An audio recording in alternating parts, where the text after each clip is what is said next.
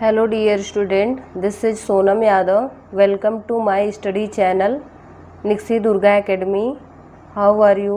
कैसे हो आप लोग और आप लोगों की स्टडी कैसे चल रही है? बच्चों, आप लोग अच्छे से पढ़ाई लिखाई कर रहे हो कि नहीं? केवल कोविड-19 पेंडेमिक में मज़े ले रहे हो? तो मज़े लीजिए, मस्ती कीजिए, लेकिन अच्छे से पढ़ाई लिखाई कीजिए। कल हमने आप लोगों के लिए सीक्वेंस एंड सीरीज का लास्ट वीडियो अपलोड किया था। आई होप आप लोग उसको देखे होंगे।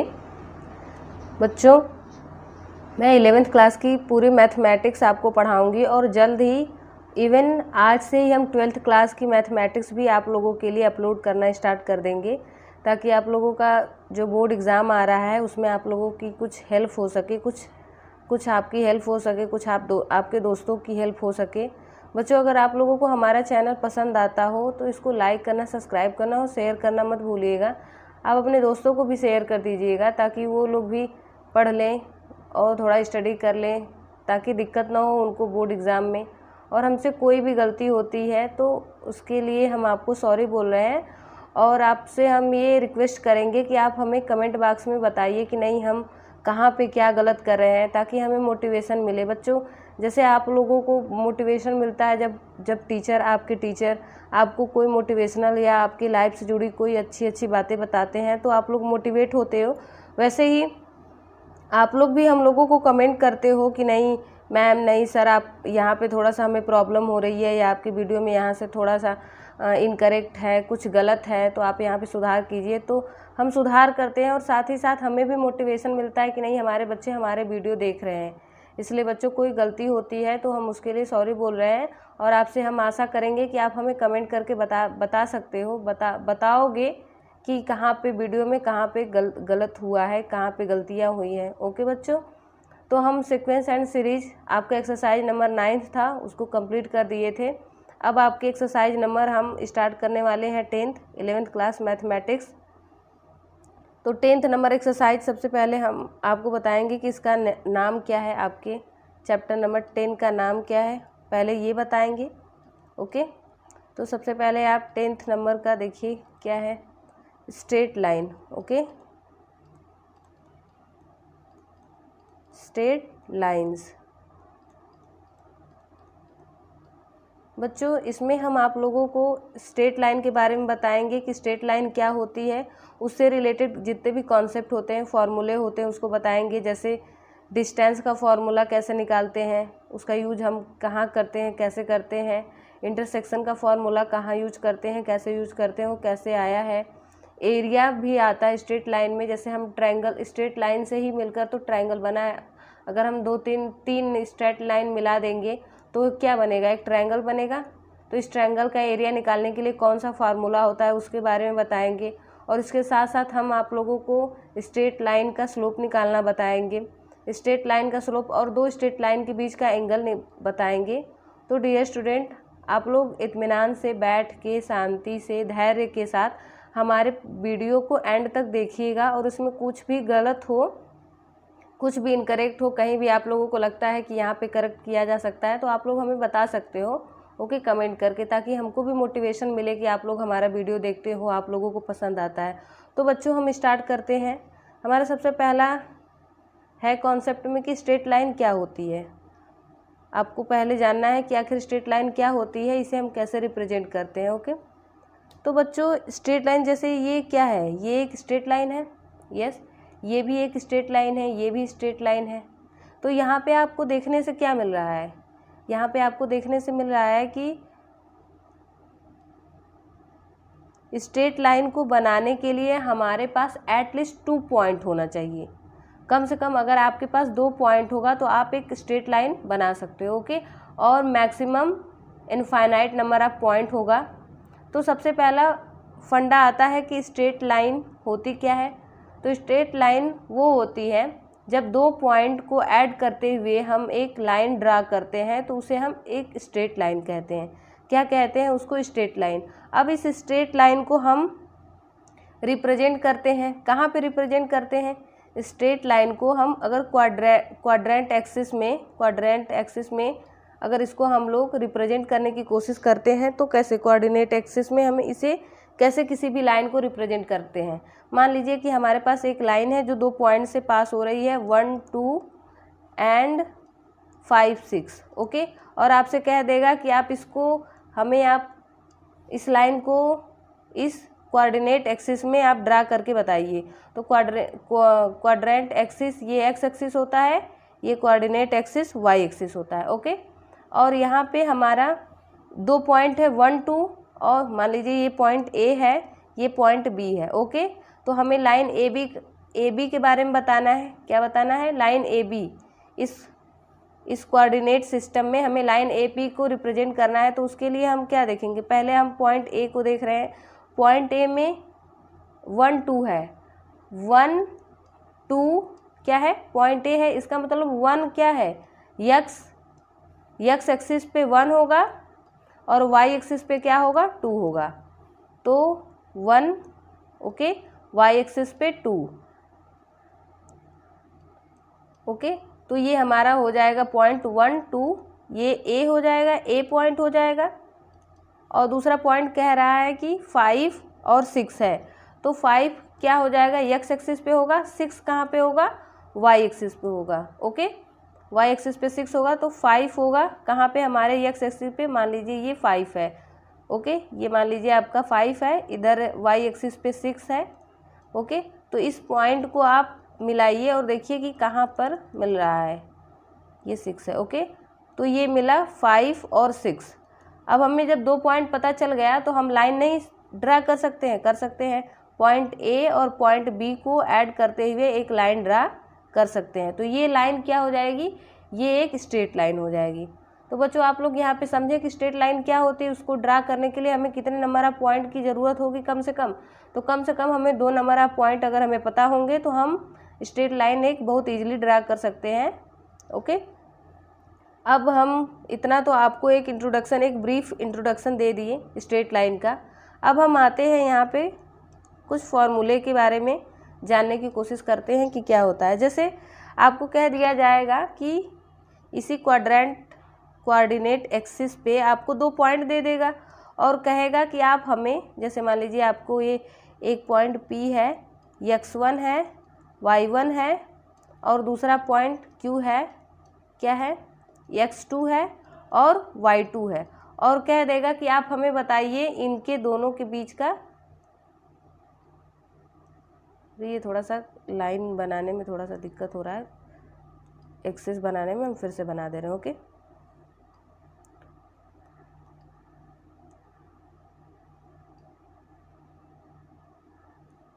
ये मान लीजिए आपकी एक्सिस है, ओके। ये कौन सी एक्सिस है? एक्स एक्सिस है, ये वाई एक्सिस है, ओके। तो बच्चों अब आपसे कहेगा कि आप हमें बताओ कि इन दोनों पी क्यू के बीच की डिस्टेंस आप बताइए। तो आप कैसे बताओगे? तो इसके लिए आप सबसे पहले इसको ऐड कर दीजिए, पी और क्यू पॉइंट को, ओके। और यहाँ पे आप थोड़ा मार्क कर लीजिए।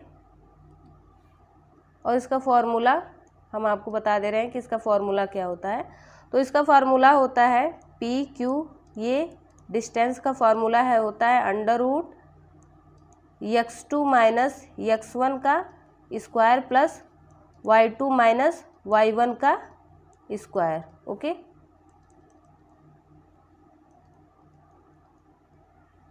ये हो गया आपका फॉर्मूला। किसका?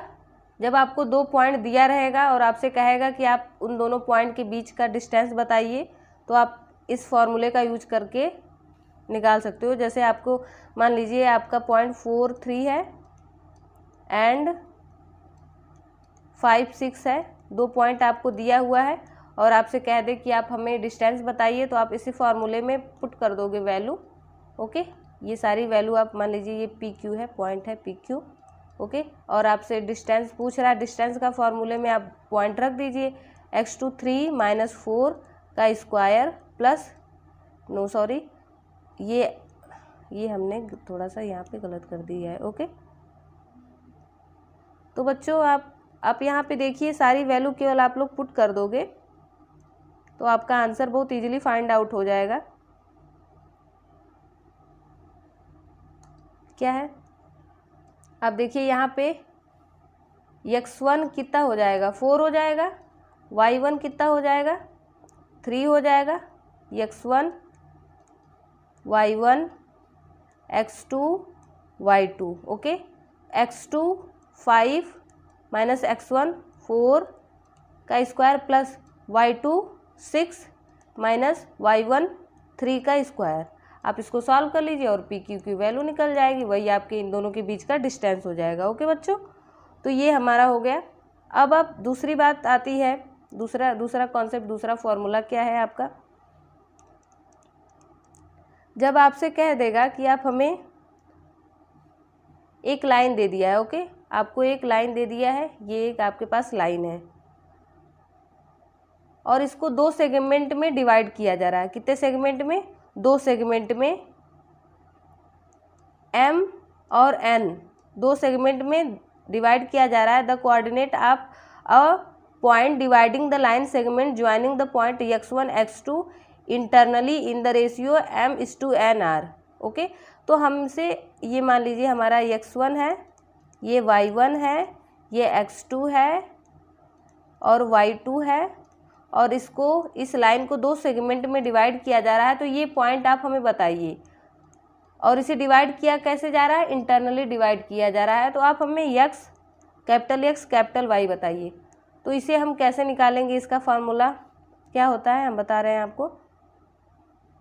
x इक्वल टू हो जाएगा mx2 plus nx1 divided by m plus n, और y की, कैपिटल Y की वैल्यू क्या हो जाएगी, मान लीजिए ये पॉइंट P है, तो P का क्वाड्रेंट क्या होगा, x और y होगा, ओके।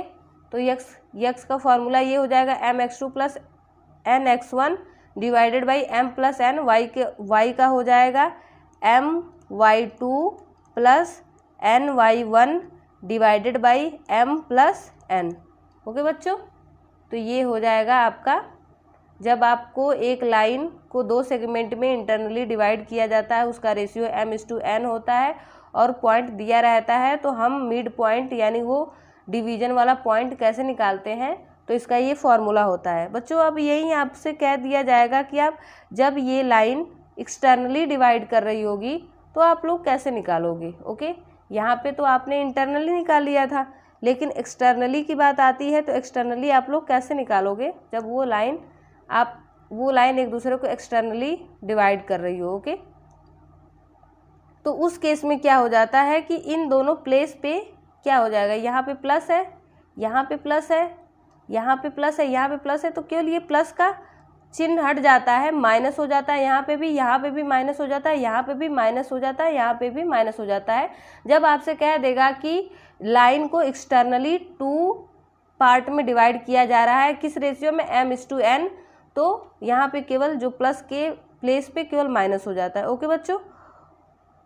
और इसमें अब एक केस बन रहा है, क्या, इस वाले केस में देखिए आप, जब आप m=n कर देते हो, ओके, 2 इक्वल पार्ट में डिवाइड कर रहे हो, तो कैसे निकलता है x की वैल्यू। तो आप देखोगे यहाँ पे m=n कर दिए, तो mx2 plus mx1 divided by m plus m, okay. ऐसे ही y करोगे तो my2 plus my1 divided by m plus m।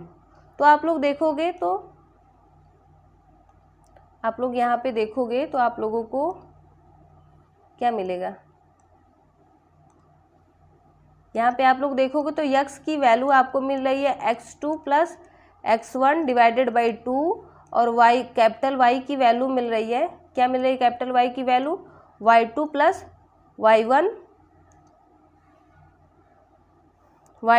y1 divided by 2, okay बच्चों।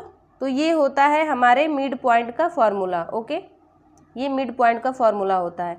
अब आपको हम थर्ड फार्मूले की तरफ ले चल रहे हैं। आपका थर्ड फार्मूला क्या है, थर्ड फार्मूले पे लेके चल रहे हैं। थर्ड फार्मूला, फोर्थ फार्मूला क्या है, एरिया निकालने का। क्या, एरिया, सॉरी बच्चों थोड़ा सा टेक्निकल इशू आ जाता है। एरिया ऑफ द ट्रायंगल का एरिया आपसे पूछ रहा है, क्या पूछ रहा है, ट्रायंगल बच्चों, x1 y1 b x2 y2 and c x3 y3। बच्चों यहाँ पे आपसे पूछ देगा कि आप हमें ट्रायंगल दिया हुआ है, क्या दिया है आपके पास, ट्रायंगल दिया है ABC जिसके क्वाड्रेंट आपके पास दिए हैं, ओके, जिसके क्वाड्रेंट आपको दे रखे हैं, आप उसका एरिया बताइए। तो आप लोग फार्मूला के थ्रू डायरेक्टली फाइंड आउट कर सकते हो। वही फार्मूला हम लिखने जा रहे हैं, उसको आप लोग रिमेंबर कर लीजिएगा। वैसे जितने भी फार्मूले हम बता रहे हैं सारे फार्मूले रिमेंबर कर लीजिएगा, क्योंकि इस एक्सरसाइज में सारे फार्मूले की ज़रूरत पड़ने वाली है।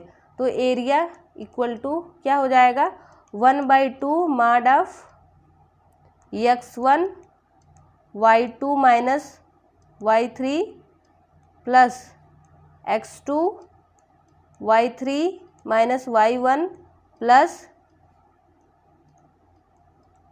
x3 y1 minus y2। बच्चों ये हो जाएगा फॉर्मूला। इस फार्मूले को याद करना बहुत इजी है बच्चों। हम जब अपने समय में जब पढ़ते थे, आप लोग जैसे थे, तो इसको याद करते थे बहुत इजीली, इसमें कुछ है नहीं। जैसे आप देखिए यहाँ पे x1 2 3, तो आप यहाँ पे याद करने की केवल ट्रिक बता रहे हैं और कुछ है नहीं, और कुछ नहीं बता रहे हैं। जैसे 1 2 3 2 3 1 3 1 2, जैसे आपको कह दिया जाएगा कि 1 2 3 को आप अरेंज कीजिए, तो इसको आप 1 2 3 ऐसे लिखिए। फिर उसके बाद 2 को जब लेंगे तो 2 3 1, जब आप 1 लोगे तो 1 2 3 हो जाएगा। फिर जब हो जाएगा 2 3 1, यहाँ पे देखिए 1 2 3 2 3 1 3 1 2, ओके, 3 1 2 ऐसे आप लोग याद करोगे। और इसमें एक चीज़ और ध्यान दीजिएगा कि हमने x1 का मल्टीप्लाई बाहर कर रखा है, तो अंदर y का टर्म ही आएगा। फिर यहाँ पे देखिए बाहर जब हमने x2 का मल्टीप्लाई कर दिया है तो अंदर y का टर्म में ही आएगा, और ऐसे फिर प्लस x3 जब हमने कर दिया है बाहर तो अंदर y का टर्म ही आएगा। तो आप लोग इसको इजीली याद कर सकते हो। कैसे, 1 2 3, फिर 2 लिया तो 2 3 1, फिर 3 लिया तो 3 1 2, ओके। ऐसे आप करके इसको बहुत इजीली आप लोग इसको रिमेंबर कर सकते हो। और आपके पास 3 पॉइंट दे देगा।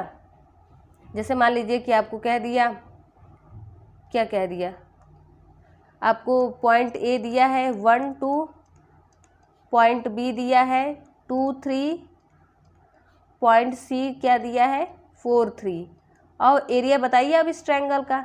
तो बच्चों हमने आपको फार्मूला जो बताया है 1/2 क्या बताया, मॉड ऑफ x1। तो इसमें देखिए ये x1 है, ओके, ये x2 है, x1 y1 है, ये x2 है, ये y2 है, ये x3 है, ये वाला पॉइंट x3 है, ये y3 है, ओके। तो बच्चों आपका फार्मूला क्या था, 1/2 x1 है, इसका मतलब 1 2 3 y2 माइनस y1। x1 है तो अंदर क्या आएगा, y2। फिर देखिए यहाँ पे x2 होगा, 2 है तो इसका मतलब 3 1, और अंदर क्या आएगा y, ओके। ऐसे ही x3 है, इसका मतलब 3 2, इसका मतलब 3 के बाद क्या आ जाएगा 3 1 2, y1 माइनस y2। अब आप वैल्यू पुट कर दो, आपका आंसर तुरंत निकल जाएगा, ओके बच्चों। तो बच्चों ये हो गया हमारे एरिया का फॉर्मूला, ओके। और जब इसमें जब आपकी कभी एरिया की वैल्यू 0 हो जाती है, मान लीजिए कि ये तो हम कोई केस ले रहे हैं, ओके, इसमें कुछ है नहीं, केस ले रहे हैं कि जब एरिया की वैल्यू 0 हो जाती है, इसका मतलब क्या है, जब ट्रायंगल का एरिया 0 हो जाता है इसका मतलब कि ए बी सी जो भी पॉइंट है वो एक ही लाइन पे है, एक ही लाइन पे है, इसका मतलब क्या है, वो कोलिनियर है, एक ही लाइन पे है, ओके बच्चों। तो इस चैप्टर में हम आपको अब इतना फॉर्मूला बता दिए, अब आगे और कुछ बताने वाले हैं। आप लोग इत्मीनान से, ध्यान से, अच्छे से पढ़ाई कीजिए और ज़्यादा बोर मत होया कीजिए, क्योंकि थोड़ा सा टाइम लग जाता है बच्चों, लेकिन इसका मतलब ये नहीं है कि हम छोड़ के भाग जाएंगे। छोड़ के भागने से कुछ नहीं होता है। लाइफ में एक बार न एक बार संघर्ष तो आपको करना ही पड़ता है, क्योंकि संघर्ष के बिना कुछ भी नहीं संभव है जीवन में, ओके बच्चों। तो अब हम आपको अगली चीज़ लाइन के बारे में बता रहे हैं। वहाँ पे अभी तो हम पिछले जितने भी फॉर्मूले बताए थे वो केवल लाइन का एप्लीकेशन था। यहाँ पे अब लाइन के बारे में आपको बता रहे हैं। स्लोप ऑफ लाइन, क्या? Slope of a line, line का स्लोप, ये हम यहाँ पे आपको बताएंगे। जैसे मान लीजिए ये है हमारा कोऑर्डिनेट एक्सिस, पहले खींच लेते हैं, उसके बाद एक लाइन खींच लेते हैं, ये हमारी लाइन हुई। ओके बच्चों, ये क्वाड्रेंट है, ये एक्स एक्सिस है, ये वाई एक्सिस है। और स्लोप, स्लोप क्या होता है बच्चों? जब कोई लाइन ए बी हमारी दी हुई है वो एक्स एक्सिस को कट करती है तो एक्स एक्सिस के एंटी क्लॉक वाइज के साथ जो एंगल बनता है वो हमारा स्लोप होता है, ये होता है थीटा। ओके बच्चों, जब हम एंटी क्लॉक वाइज चलते हैं तो उसको क्या कहते हैं, तब वो एंगल पॉजिटिव लेते हैं। जब हम क्लॉक वाइज चलते हैं तो एंगल निगेटिव लेते हैं। ओके, और किसी भी लाइन के लिए पॉजिटिव होने के लिए वो एंगल, मतलब किसी भी लाइन के स्लोप को पॉजिटिव होने के लिए उसे एंटी क्लॉकवाइज ही होना पड़ता है। अगर ये थीटा है एंटी क्लॉकवाइज में, तो जब आप क्लॉकवाइज से एंगल आप मेजर करोगे तो ये 180 माइनस थीटा हो जाएगा। ओके बच्चों,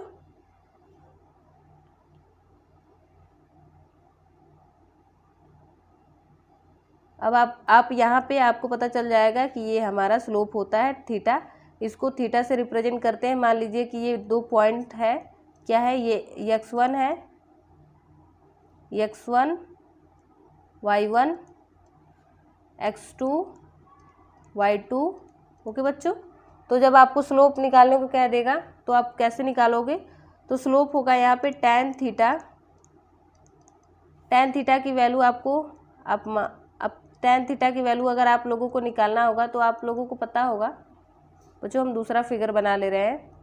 ओके, इस चीज़ को समझाने के लिए दूसरा फिगर बना ले, क्योंकि उस फिगर में हमने आपको कुछ इंट्रोडक्टरी वो नॉलेज दिया था। इसमें हम आपको अच्छे से फिगर बना के, ये मान लीजिए हमारी लाइन है।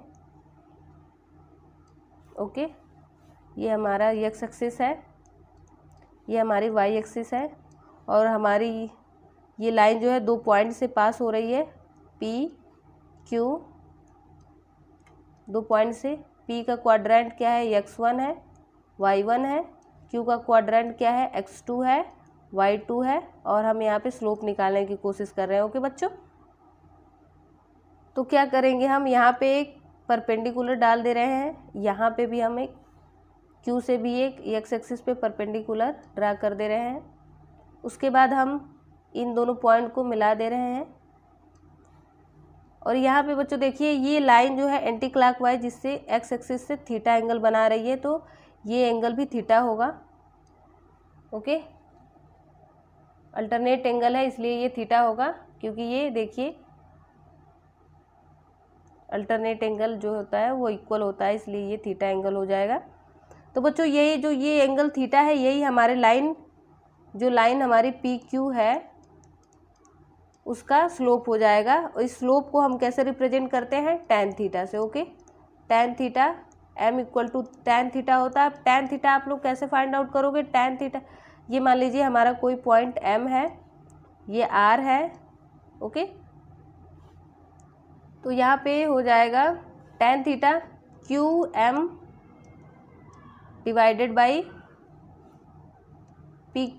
pm। Okay, perpendicular divided by base. Okay, यही होता है tan थीटा की वैल्यू। तो आप परपेंडिकुलर यहाँ पे निकालोगे तो ये y2 माइनस y1 हो जाएगा, और ये हो जाएगा x2 माइनस x1। कैसे?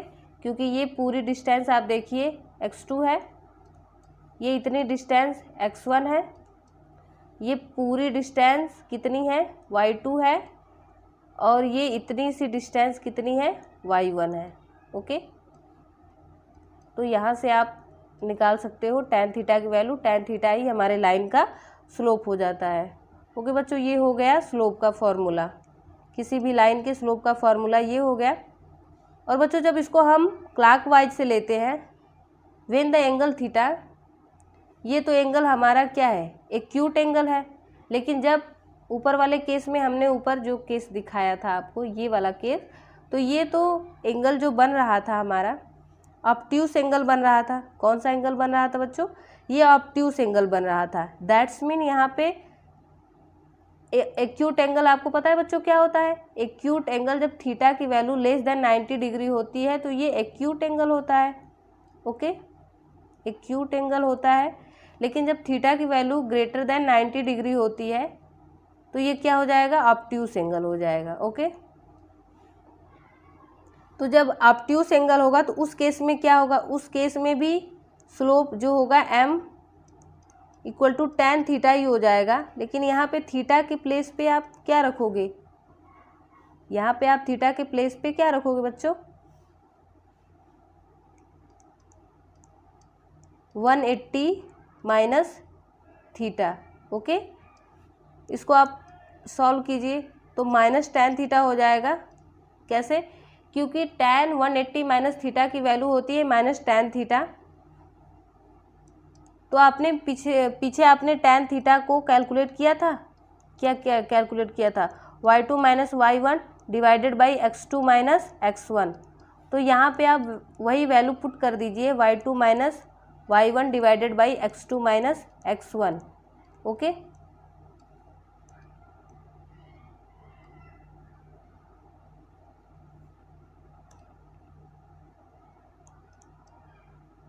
तो ये हमारा हो जाएगा। इसको और आगे सॉल्व करोगे तो m की वैल्यू माइनस को आप जब अंदर लेके जाओगे तो आपको क्या मिलेगा? y2 y1 minus y2 x2 minus x1। Okay बच्चों,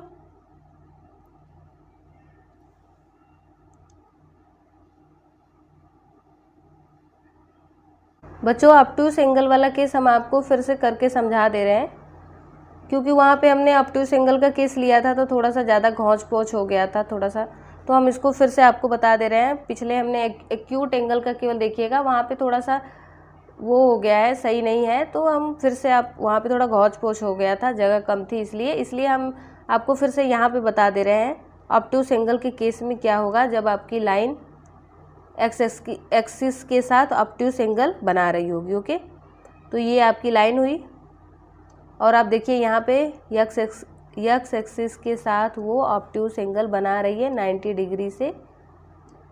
ओके, क्या बना रही है?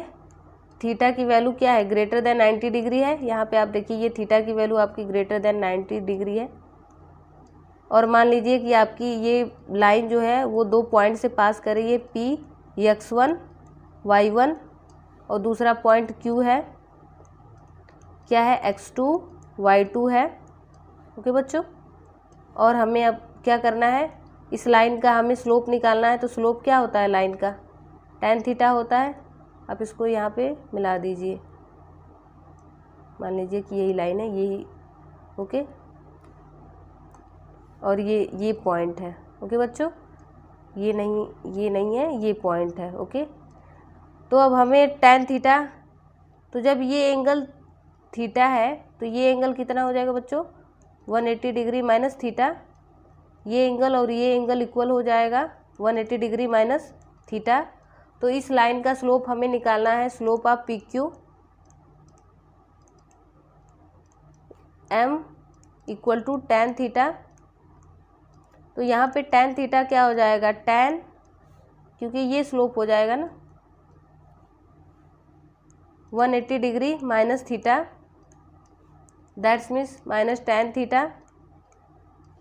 अब आपको tan थीटा की वैल्यू क्या हो जाएगी? मान लीजिए कि ये पॉइंट है आपका, M पॉइंट है, ये R पॉइंट है और ये Q। तो tan थीटा की वैल्यू क्या होगी बच्चों? MQ डिवाइडेड बाई यहाँ पे MP। Okay, perpendicular divided by base. Okay, तो आप देखोगे तो MQ की y2 माइनस y1 हो जाएगा MQ, और MP क्या हो जाएगा? x1 minus x2। ओके, क्योंकि ये आपका क्या है? x2 है। ये देखिए यहाँ पे आपका, यहाँ पे है, यहाँ आपका x2 है, x1 है, ओके सॉरी, ये x1 है, ये आपका कितना है, ये आपका पूरा है y2 है, ये इतना कितना है आपका, ये y1 है। तो आप यहाँ से कैलकुलेट कर सकते हो tan थीटा की वैल्यू। इसको और सिंप्लीफाई करोगे तो आपको क्या मिलेगा, y2 minus y1 divided by x2 minus x1 m, that's mean slope of. तो आप यहाँ पे क्या देख रहे हो कि जब हमारी लाइन एक्यूट एंगल बनाती है तो भी स्लोप की वैल्यू यही मिलती है, ऑब्ट्यूस एंगल बनाती है तो भी स्लोप की वैल्यू यही मिलती है, ओके। तो स्लोप का फॉर्मूला ये याद कर लीजिएगा क्योंकि ये बहुत इम्पोर्टेंट फार्मूला है। अब हम आपको अगले फार्मूले की तरफ ले चलते हैं। अगला क्या है, condition for parallelism and perpendicularity of line in term of their slope. Slope के टर्म में हमें अगर दो लाइन दिया हुआ है तो क्या कंडीशन है, ये हमें आपको अब बताना है, ओके बच्चों। जब मान लीजिए दो लाइन पैरेलल है, क्या है, दोनों लाइन एक दूसरे के पैरेलल है मान लीजिए, तो उस केस में आपसे स्लोप की वैल्यू पूछेगा कि दोनों के स्लोप में क्या रिलेशन है, वही आपसे पूछ रहा है, ओके बच्चों। ओके, तो हम लोग अब मान लीजिए ये लाइन हमारी L2 है, ये L1 है और ये अल्फ़ा एंगल बना रही है, ये बीटा एंगल बना रही है और हमें L1 पैरेलल टू L2 है और मान लीजिए कि इसका स्लोप M1 है, इसका स्लोप M2 है, ओके। तो अब अल्फ़ा इक्वल टू बीटा होगा, क्यों, क्योंकि ये दोनों पैरेलल है, ये दोनों लाइन एक दूसरे के पैरेलल है तो अल्फ़ा इक्वल टू बीटा होगा। इसका मतलब क्या होगा, tan alpha equal to tan beta. इसका मतलब यहाँ से आपको क्या निकल के आया, M1 equal to M2, slope of L1 line equal to slope of L2 line. अब दूसरा क्या है, by the property of tangent function between 0 and 180 alpha equal to beta, therefore the line are parallel, okay. जब alpha equal to beta है इसका मतलब कि line parallel है, ओके बच्चों। अब दूसरा क्या है, अब दूसरा केस में कह रहा है कि आप दो लाइन दिया हुआ है वो परपेंडिकुलर है तो उनके स्लोप में आप हमें बताइए कि क्या रिलेशन होगा, ठीक है। तो हम पहले कोऑर्डिनेट एक्सिस बना लेते हैं, उसके बाद लाइन ड्रा कर लेते हैं। क्या लाइन है, ये लाइन जो है परपेंडिकुलर है,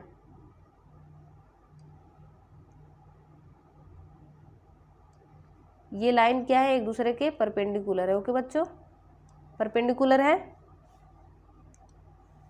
ये मान लीजिए हमारी लाइन L2 है, ये L1 है और L1 है तो इसका स्लोप M1 है, इसका स्लोप M2 है और मान लीजिए ये लाइन जो है आपकी x एक्सिस के साथ अल्फ़ा एंगल बना रही है, ये L2 लाइन x एक्सिस के साथ बीटा एंगल बना रही है, x quadrant, x axis, y axis. तो हमें पूछ रहा है कि दोनों के स्लोप में क्या रिलेशन होगा। तो बच्चों आप देखिए यहाँ पे tan, अगर आपको बीटा की वैल्यू पूछेगा तो बीटा की वैल्यू क्या होगी, तो बीटा की वैल्यू हो जाएगी अल्फ़ा प्लस 90 डिग्री, क्योंकि ये ट्रायंगल का एक थ्योरम होता है कि जब एक ट्रायंगल ABC दिया है और उसका बाहरी एंगल दिया है तो ये बाहरी एंगल जो होता है इन दोनों एंगल का सम के इक्वल होता है। इसका मतलब अल्फ़ा प्लस 90 डिग्री बीटा की वैल्यू होगी, ओके बच्चों।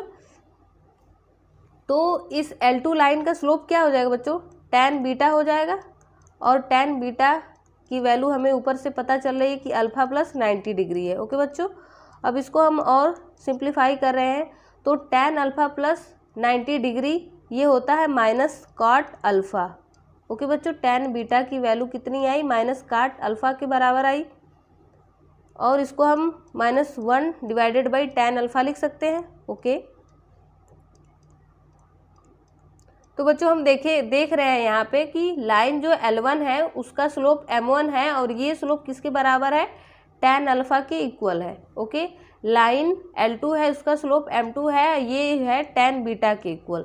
तो यहाँ पे देखिए हमें क्या रिलेशन निकल रहा है, मान लीजिए ये M2 इक्वल टू -1/m1। इसका मतलब m1 into m2 equal to -1 जब दो लाइन एक दूसरे के परपेंडिकुलर है। ओके बच्चों, तो ये यहाँ पे केस निकल के आ गया। अब इस पे कुछ क्वेश्चन हम आपको बता दे रहे हैं ताकि आप लोग इसको थोड़ा सा समझ सको कि नहीं कैसे हमें पता चला कि लाइन क्या है, पैरेलल है कि परपेंडिकुलर है। इससे पहले क्वेश्चन लगाने से पहले हमें थोड़ा बहुत और कॉन्सेप्ट है उसको भी बता दे रहे हैं। ओके बच्चों, अब क्या है कॉन्सेप्ट है कि एंगल बिटवीन टू लाइन। अब क्या है एंगल्स बिटवीन टू लाइंस। जब आपके पास दो लाइंस दिया रहेगा तो उनके बीच का एंगल कैसे फाइंड आउट करते हैं, इसमें हम आपको ये बताएंगे। तो ठीक है, तो हम सबसे पहले दो लाइन पहले कोऑर्डिनेट एक्सिस खींच लेते हैं, उसके बाद लाइन ड्रा कर लेंगे, उसके बाद आगे प्रोसीजर फॉलो करेंगे। आप थोड़ा सा ध्यान से हमारे वीडियो में एंड तक बने रहिए, आपको सब कुछ पता चल जाएगा कि कैसे क्या हो रहा है। ये मान लीजिए कि हमारी एक लाइन L1 है, तो बच्चों एक दूसरी लाइन हमारी, ये मान लीजिए ये हमारी दूसरी लाइन है, और पहले नेमिंग कर देते हैं। ये हमारी कौन सी लाइन है, L1 है। ओके बच्चों, L1 लाइन है, ये L2 लाइन है, और L1 का स्लोप α1 है, L2 का स्लोप α2 है, और हमें इनके बीच का एंगल चाहिए। इनके बीच का एंगल मान लीजिए थीटा है, ये एंगल मान लीजिए कितना है, फाई है। ओके बच्चों, यहाँ पे दो केस बन रहे हैं। केस क्या क्या क्या बन रहा है बच्चों, यहाँ पे पहले हम आपको फॉर्मूला बता दे रहे हैं कि कैसे निकलेगा, उसके बाद हम केस के बारे में डिस्कशन करेंगे। ओके, तो m1 इक्वल टू, मान लीजिए इसका स्लोप m1 है, ये m1 इक्वल टू क्या हो जाएगा, tan α1। ओके बच्चों, और इसका स्लोप m2 है, और ये m2 इक्वल टू क्या हो जाएगा बच्चों, tan α2। ओके, हमें पता है कि जब दो लाइन इंटरसेक्ट करती है एक दूसरे को, तो they make pair of the vertical opposite angle such that sum of any two adjacent angle is 180 degree. Let theta and phi be adjacent angle between the line L1 and L2। Okay बच्चों, जब दो line एक दूसरे को cut कर रही है तो यहाँ पे दो एंगल बन रहा है, एक थीटा बन रहा है और एक फाई बन रहा है। तो थीटा की वैल्यू, थीटा इक्वल टू क्या हो जाएगा, α2 माइनस α1। ओके, एंड क्या कंडीशन है, α1 α2 नॉट इक्वल टू 90 डिग्री। ये 90 डिग्री के इक्वल नहीं होना चाहिए। सॉरी बच्चों, ये टेक्निकल प्रॉब्लम थोड़ा आ जाता है। ओके, ये थोड़ा बहुत टेक्निकल इशू है। तो क्या है ये केस, क्या है, जब नॉट इक्वल टू 90 डिग्री नहीं होगा उस केस में थीटा की वैल्यू α2 माइनस α1 हो जाएगा। तो tan थीटा इन दोनों के बीच का एंगल है, तो tan थीटा इक्वल टू क्या हो जाएगा, tan α2 माइनस α1। इसको फॉर्मूले के थ्रू हम ब्रेक करते हैं, tan α2 minus tan α1 divided by 1 plus tan α1 into tan α2। Okay बच्चों, इसको अगेन सिंप्लीफाई करते हैं तो हमें क्या मिल रहा है, α2 that's mean m2 minus α1 m1 divided by 1 plus m1 into m2। ये क्या मिला, tan थीटा की वैल्यू। ओके बच्चों, क्या मिलेगा, ये tan थीटा की वैल्यू मिलेगी। तो हमें थीटा की वैल्यू फाइंड आउट करना है दोनों एंगल, तो tan इनवर्स हो जाएगा m2 minus m1 divided by 1 plus m1 into m2। Okay बच्चों, यहाँ पे ये कंडीशन है 1 plus m1 m2 not equal to 0, 0 के इक्वल नहीं होना चाहिए। अब बच्चों ये जो एंगल फाई है उसके बारे में हम सोचते हैं कि एंगल फाई हमें कब यूज करना है। ओके बच्चों, तो एंगल फाई की वैल्यू क्या हो जाएगी, यहाँ पे आप देखोगे तो आपको पता चलेगा कि एंगल फाई की वैल्यू क्या हो रही है। ये कंप्लीट एंगल कितना है, 180 डिग्री है, तो फाई क्या होगा, फाई एंगल क्या होगा बच्चों, 180 डिग्री माइनस थीटा होगा। तो यहाँ से आप tan फाई कर सकते हो। tan फाई को tan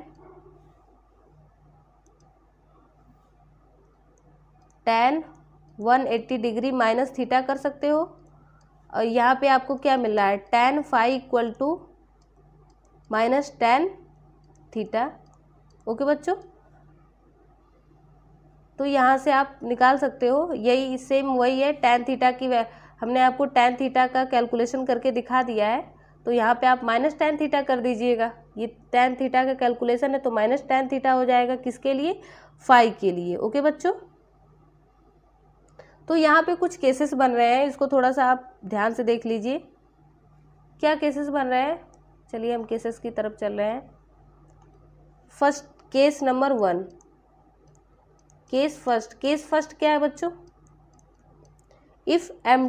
if m2 minus m1 divided by 1 plus m1 m2 is positive. अगर हमने सॉल्व किया और इसकी वैल्यू पॉजिटिव आ गई, इसका मतलब क्या है, tan theta will be positive and tan phi will be negative. tan theta क्या हो जाएगा, पॉजिटिव हो जाएगा, और tan फाई क्या हो जाएगा, निगेटिव, क्योंकि हमने ऊपर आपको अभी करके दिखाया है कि tan theta equal to minus tan phi है।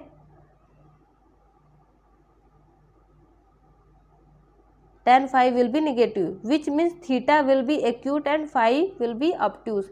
इसका मतलब क्या है, थीटा एक्यूट एंगल है, थीटा लेस देन 90 डिग्री है, और फाई क्या है, ऑब्ट्यूज एंगल है। ओके बच्चों, ग्रेटर देन 90 डिग्री हुआ। अब यही केस जस्ट इसका उल्टा है, केस सेकेंड मान लीजिए। केस सेकेंड आप ले लीजिए, क्या, जब m2 minus m1 divided by 1 plus m1 m2 की वैल्यू हमें क्या मिली, निगेटिव।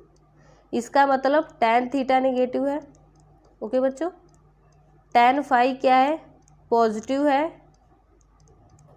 इसका मतलब कि थीटा कौन सा एंगल है, ऑब्ट्यूस है, और फाई क्या है, एक्यूट। ओके बच्चों, तो ये केस आप, एक्यूट एंगल है, ये केस आप थोड़ा लर्न कर लीजिएगा। तो अब इस पे थोड़े क्वेश्चन आपको करा दें ताकि आप लोगों को सही से रिमेम्बर हो जाए चीज़ें। तो मान लीजिए कि हमारे पास एक क्वेश्चन है, क्या क्वेश्चन है, if the angle between two line is π/4, दो लाइन के बीच का एंगल कितना है, angle between two lines is π/4, okay, and slope of one line equal to कितना है, is 1/2। Find slope of other line, find slope of other line. तो बच्चों यहाँ पे आप देखिए, वी नो दैट, हम जानते हैं कि the acute angle theta between two line with slope m1 and m2 is given. हमें tan थीटा के बारे में पता है, अभी तो हमने सॉल्यूशन अभी हमने आपको tan थीटा के बारे में बताया था। जब आपके पास दो लाइन है जिसके स्लोप m1 m2 है, तो tan थीटा उनके बीच का एंगल हम कैसे फाइंड आउट करते हैं, जब उनके बीच का एंगल कौन सा एंगल हो, एक्यूट एंगल हो। ये एंगल एक्यूट है, एक्यूट कैसे है, क्योंकि ये 90 डिग्री से कम है। इसका मतलब tan थीटा क्या हो जाएगा, पॉजिटिव। पॉजिटिव का मतलब mod of m2 minus m1 divided by 1 plus m1 m2। तो आपके पास m1 दिया हुआ है, m1 कितना दिया है, 1/2, m2 पूछ रहा है, तो आप m2 यहाँ से कैलकुलेट कर लोगे, tan π/4 इक्वल टू, ये पॉजिटिव वैल्यू होगी बच्चों, तो m minus 1/2 divided by 1 plus m1 आपके पास है, और ये मान लीजिए m2 की वैल्यू, m के इक्वल है। ओके बच्चों, ये मॉड। ओके बच्चों, अब इसको आगे और सिंप्लीफाई कर रहे हैं। तो 10π/4 की वैल्यू कितनी होती है, 1 के इक्वल होती है। m - 1/2 divided by 1 + m/2। तो यहाँ पे जब आप मॉड हटाओगे ना बच्चों तो दो केस बनेगा। ये मॉडुलस जब आप हटाओगे तो यहाँ पे दो केस बन के आएगा। एक होगा 1 = m - 1/2 divided by 1 + m/2 and दूसरा केस बनेगा -1, क्योंकि मॉडुलस जब आप हटाओगे तो यहाँ पे दो केस बनेगा। -1 = m - 1/2 डिवाइडेड बाई 1 + m/2। इसको आगे सिंप्लीफाई करें तो पता चलेगा कि हमारी वैल्यू क्या मिल रही है। तो यहाँ पे जब सिंप्लीफाई करेंगे तो m की वैल्यू यहाँ पे सिंप्लीफाई करेंगे तो 3 मिलेगी। यहाँ पे जब सिंप्लीफाई करेंगे तो m की वैल्यू -1/3 मिलेगी। तो यहाँ पे हमें m की वैल्यू 2 फाइंड आउट होती हुई नज़र आ रही है। ओके, तो ये हो गया यहाँ पे आपका सारे कॉन्सेप्ट हमने बता दिए। अभी थोड़ा बहुत जो भी कॉन्सेप्ट रह जाएंगे तो हम आगे बताएंगे, वैसे सब तो बता ही दिए हैं।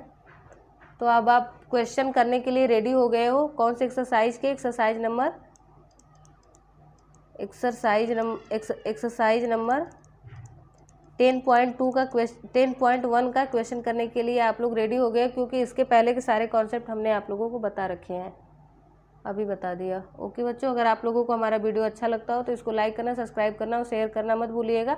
अगर इसमें कहीं भी कोई भी गलतियां होती है तो उसे कमेंट करके आप लोग बता सकते हो, और कुछ भी पूछना हो आप लोगों को तो आप हमें बेझिझक होकर कमेंट करके उसको भी बता सकते हो। थैंक यू बच्चों।